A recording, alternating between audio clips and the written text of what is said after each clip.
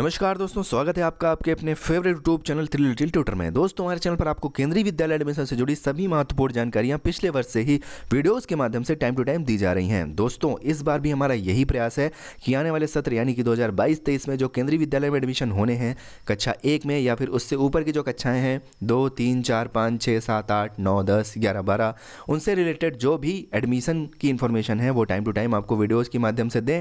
तो दोस्तों, आज की इस वीडियो में हम आपको बहुत ही इंपॉर्टेंट जानकारी देने वाले हैं। जैसे कि बहुत सारे पेरेंट्स के सवाल होते हैं, बहुत सारे पेरेंट्स कमेंट करके पूछते हैं कि हम सरकारी नौकरी में नहीं हैं। जनरली पेरेंट्स के दिमाग में एक कॉन्सेप्ट बना हुआ है कि केंद्रीय विद्यालय में सिर्फ और सिर्फ सरकारी नौकरी वालों का ही एडमिशन होता है, यानी कि जिस बच्चे के माता पिता सरकारी नौकरी में हैं, चाहे वो केंद्र सरकार के नौकरी में हो या फिर राज्य सरकार के नौकरी में हो, उन्हीं के बच्चों का केंद्रीय विद्यालयों में एडमिशन होता है। बाकी अगर कोई आम आदमी है, जैसे कि किसान है, दुकानदार है, बिजनेसमैन है, तो उनके बच्चों का एडमिशन नहीं हो पाता है। तो दोस्तों, मैं आपको यहाँ पर बता दूं कि बिना सरकारी नौकरी वाले माता पिता के जो बच्चे हैं उनका भी एडमिशन केंद्रीय विद्यालय में होता है। आज की इस वीडियो में हम आपको जानकारी देंगे कि क्या क्राइटेरिया होती है, क्या डॉक्यूमेंट वगैरह लगते हैं, क्या क्या रूल्स हैं जो आपको फॉलो करने होते हैं, तब जाके आपका केंद्रीय विद्यालय में एडमिशन हो जाएगा अगर आप सरकारी नौकरी वाले नहीं हैं तो भी। तो दोस्तों, आपसे विनम्र निवेदन है कि वीडियो को कहीं पे भी स्किप नहीं करिएगा, वीडियो को पूरा देखिएगा। और अगर अभी तक आप हमारे चैनल को सब्सक्राइब नहीं किया है तो आपसे निवेदन है कि चैनल को सब्सक्राइब करिए, बेल वाला आइकन यानी कि घंटी वाला निशान ज़रूर दबाइएगा ताकि कोई भी एडमिशन से रिलेटेड नई वीडियो आए तुरंत आपको मिल जाए, कोई भी इंपॉर्टेंट वीडियो आपसे छूटे ना। तो दोस्तों, चलिए वीडियो में आगे बढ़ते हैं और आपको बताते हैं एक एक पॉइंट कि कैसे अगर आप सरकारी नौकरी में नहीं हैं तो भी अपने बच्चे का एडमिशन करवा सकते हैं। तो दोस्तों, अगर आप सरकारी नौकरी में नहीं हैं तो आप आरटी कोटे के तहत अपने बच्चे का फॉर्म भर सकते हैं क्लास 1 में एडमिशन के लिए। मैं क्लास 1 इसलिए यहाँ पर रिकमेंड कर रहा हूँ क्योंकि अदर क्लासेस में आरटी कोटा की सीटें बहुत कम होती हैं, क्योंकि पहले से ही आरटी कोटा की सीटें भरी होती हैं। क्लास 1 में जो फ्रेश एडमिशन होते हैं उसमें ज़्यादा सीटें होती हैं, उसमें एडमिशन की पॉसिबिलिटी ज़्यादा होती है। तो दोस्तों, यहाँ पर कुछ इंपॉर्टेंट पॉइंट्स हैं जो मैं आरटी एडमिशन के बारे में मैं आपको बताना चाहता हूँ, केंद्रीय विद्यालय में जो आरटी कोटा के तहत एडमिशन होते हैं उनके बारे में। तो दोस्तों, सबसे पहला पॉइंट है यहाँ पर मैं आपको बताना चाहता हूँ कि कितनी सीटें होती हैं। तो सबसे पहले यहाँ पर देख सकते हैं लिखा हुआ है, out of available seats of fresh admission 25% shall be reserved for right to education hereafter referred as R T. यानी कि दोस्तों, आरटीयू को राइट टू एजुकेशन बोलते हैं। तो राइट टू एजुकेशन एक्ट के तहत सीटें जो हैं वो केंद्रीय विद्यालय में फ्रेश एडमिशन के लिए 25% जो सीटें होती हैं, सभी अवेलेबल सीट्स का 25% जो सीटें होती हैं वो रिजर्व होती हैं। यानी कि अगर एग्जांपल के तौर पर मैं आपको बताऊं कि किसी केंद्रीय विद्यालय में किसी क्लास या सेक्शन में अगर 40 सीट हैं, ठीक है, तो 40 का 25% 10, यानी कि 10 सीटें जो हैं वो आरटी कोटा से एडमिशन के लिए रिजर्व्ड होती हैं। इसमें जो सरकारी नौकरी वाले माता पिता के बच्चे हैं वो नहीं आ सकते। यानी कि ये जो सीटें रिजर्व्ड होती हैं ये प्योरली उनके लिए रिजर्व्ड होती हैं जिन बच्चों के माता पिता सरकारी नौकरी में नहीं हैं। और दोस्तों, बहुत से पेरेंट्स को ये कन्फ्यूज़न होता है कि केंद्रीय विद्यालय में आरटी कोटे के तहत एडमिशन के लिए अलग से फॉर्म भरे जाते हैं क्या। तो आप यहाँ पर पॉइंट नंबर 2 देख लीजिए। पॉइंट नंबर 2 में लिखा हुआ है कि आरटी एडमिशन के लिए कोई अलग से फॉर्म नहीं भरे जाते हैं।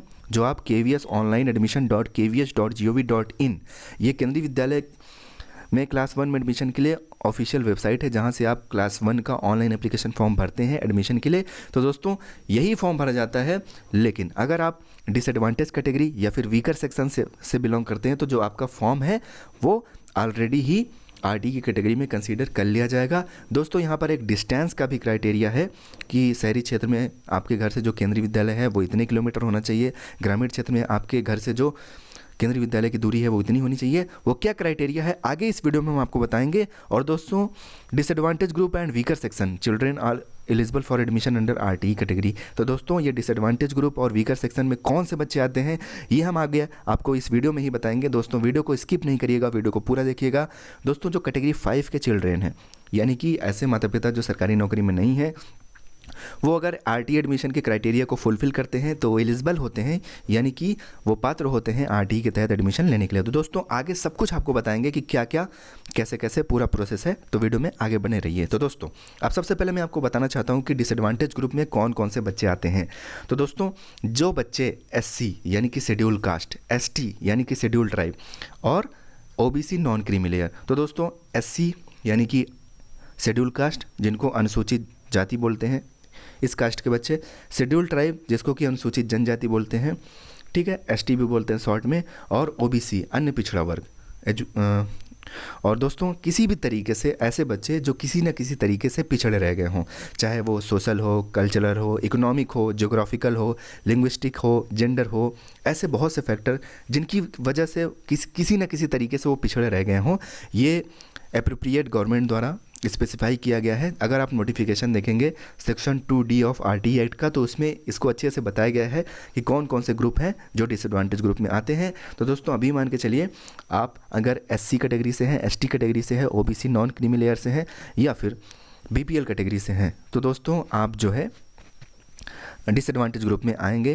तो दोस्तों OBC नॉन क्रीमी लेयर जो होते हैं वो भी डिसएडवांटेज ग्रुप में आते हैं। और दोस्तों यहाँ पर पॉइंट नंबर 2 है, child with special needs and suffering from disability will be determined as per the provision mentioned in RT act 2009 और as defined by the concerned state government. State government के हिसाब से या फिर RT एक्ट 2009 के हिसाब से जो भी प्रोविजन मेंशन्ड है उसके हिसाब से अगर कोई किसी बच्चे को स्पेशल नीड यानी कि कोई स्पेशल प्रोविज़न, कोई स्पेशल ज़रूरत है उसको, जैसे कि कोई बच्चा अगर किसी गंभीर बीमारी से पीड़ित है या कोई बच्चा बेघर है, बेसहारा है या फिर किसी तरीके से किसी भी तरीके की डिसेबिलिटी से वो सफ़र कर रहा है, तो वो ऐसे बच्चे भी डिसएडवांटेज ग्रुप में आते हैं। तो दोस्तों ये मैंने आपको डिसएडवांटेज ग्रुप की डिफिनेशन बता दी, ऐसे बच्चे डिसएडवांटेज ग्रुप में आते हैं। ये सभी बच्चे RT एक्ट के तहत केंद्रीय विद्यालय में एडमिशन के लिए पात्र होते हैं। अब दोस्तों एक नज़र डालते हैं कि वीकर सेक्शन के अंतर्गत कौन से बच्चे आते हैं। तो दोस्तों यहाँ पर आप देख सकते हैं पॉइंट में लिखा हुआ है, child belonging to weaker section means child belonging to such a parent और गार्जियन डिक्लेयर बाय कोर्ट और statute whose annual income is lower than the minimum limit specified by the appropriate government by notification section 2E. The income limit regarding economically weaker section will be applicable as notified by the state government concerned. तो दोस्तों ऐसे बच्चे जिनकी annual income एक minimum limit से कम है, ठीक है, जो कि गवर्नमेंट के द्वारा डिसाइड की गई है, आप नोटिफिकेशन सेक्शन 2E देख सकते हैं। और दोस्तों जो इनकम की लिमिट है वो तय की हुई होती है जो स्टेट गवर्नमेंट है। सभी स्टेट गवर्नमेंट जो है अपने अपने स्टेट में एक इनकम की लिमिट तय की हुई है कि इस इनकम के नीचे जितने भी परिवार आते हैं वो सभी इकोनॉमिकली वीकर सेक्शन में आते हैं। तो दोस्तों आप अपने स्टेट के हिसाब से आप पता कर लें कि EWS इकोनॉमिकली वीकर सेक्शन का प्रमाण पत्र के लिए क्या इनकम लिमिट है, कितने इनकम से कम होनी चाहिए। अगर आप उस इनकम से कम ग्रुप में हैं तो आप भी एलिजिबल हैं इकोनॉमिकली वीकर सेक्शन के अंतर्गत RT एक्ट में एडमिशन के लिए। तो दोस्तों आप जो है अपने बच्चे का form economically weaker section category के अंतर्गत RT एक्ट के लिए भर सकते हैं। दोस्तों अब आगे बढ़ते हैं, यहाँ पर एक और रूल है, एक और क्राइटेरिया है जो आपको फुलफ़िल करना होता है। दोस्तों भले ही आप डिसएडवांटेज ग्रुप में आते हों लेकिन ये क्राइटेरिया फुलफ़िल करना बहुत ज़रूरी होता है। तो दोस्तों यहाँ पर एक नेबरहुड यानी कि आस पड़ोस का मैं आपको बताना चाहता हूँ, प्रूफ ऑफ रेजिडेंस, ये भी आपको, ये जब RT के तहत आप एप्लीकेशन फॉर्म भरेंगे तो इसके लिए ये ज़रूरी होता है। तो दोस्तों यहाँ पर लिखा हुआ है कि since Kendriya Vidyalaya are located as places where varied density of population they have been categorised as following for determining the limit of neighbourhood. तो दोस्तों इसको मैं आसान भाषा में बताऊँ, ये बड़ा कठिन भाषा में लिखा हुआ है, तो मैं आसान भाषा में ये बताना चाहता हूँ कि अगर आपका जो घर है वो शहरी क्षेत्र में आता है, ठीक, तो आपके घर से जो केंद्रीय विद्यालय की दूरी है वो 5 किलोमीटर के रेडियस में होनी चाहिए।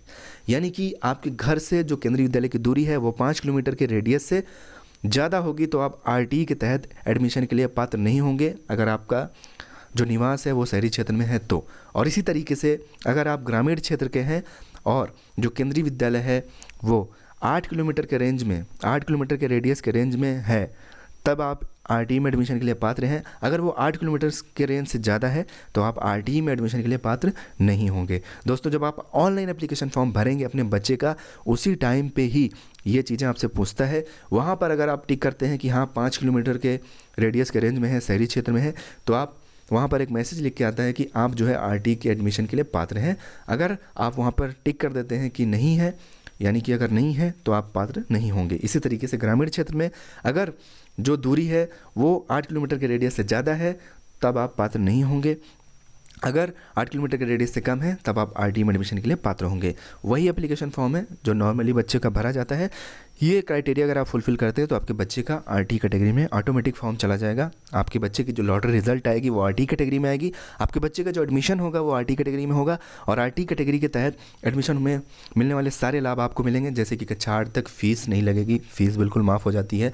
बच्चे के यूनिफॉर्म वगैरह का पैसा नहीं लगेगा, गाड़ी का अगर भाड़ा वाड़ा है तो वो भी नहीं लगेगा, किराया नहीं लगेगा। तो इसी तरीके से RT के तहत जो फैसिलिटीज़ मिलती हैं वो आपको मिलेंगी। लेकिन ये जो क्राइटेरिया है वो आपको फुलफ़िल करना होगा। अब बात करते हैं कि आरटी ऐड के तहत एडमिशन जब हो जाएगा तो क्या क्या डॉक्यूमेंट्स आपको देने होते हैं। तो दोस्तों प्रूफ ऑफ रेजिडेंस यानी कि निवास प्रमाण पत्र आपको देना होगा। जब भी आपके बच्चे का आरटी कैटेगरी में एडमिशन होगा तो आपको एक रेजिडेंस सर्टिफिकेट यानी कि प्रूफ ऑफ रेजिडेंस यानी कि निवास प्रमाण पत्र देना होगा, जो कि परमानेंट होना चाहिए, गवर्नमेंट के द्वारा बना हुआ चाहिए। और उसके बाद एक सेल्फ डिक्लेरेशन फॉर्मेट होता है जो कि पेरेंट्स देते हैं कि हमारे घर से जो केंद्रीय विद्यालय की दूरी है वो इतने किलोमीटर है, और उसको केंद्रीय विद्यालय वेरीफाई भी करता है कि आपके घर से जो विद्यालय की दूरी है वो उतनी है या नहीं।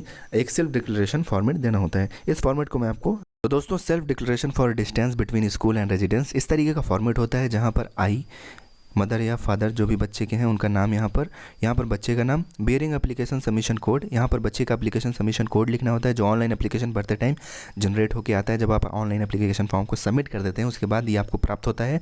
ये आपको वहाँ पर लिखना है, declare that the radial distance between school and our residence is, आपको किलोमीटर में लिखना है कि 8 किलोमीटर के रेंज में है, 5 किलोमीटर है, 2 किलोमीटर है, 3 किलोमीटर है, ये आपको लिखना होता है। उसके बाद यहाँ पर डेट डालनी होती है, यहाँ पर पेरेंट का सिग्नेचर करना होता है। अगर माँ यहाँ पर सेल्फ डिक्लेरेशन दे रही हैं तो माँ का सिग्नेचर होगा, अगर पिता यहाँ पर सेल्फ डिक्लेरेशन दे रहे हैं तो यहाँ पिताजी का सिग्नेचर होगा। इस तरीके से ये फॉर्मेट बन के तैयार हो जाता है दोस्तों।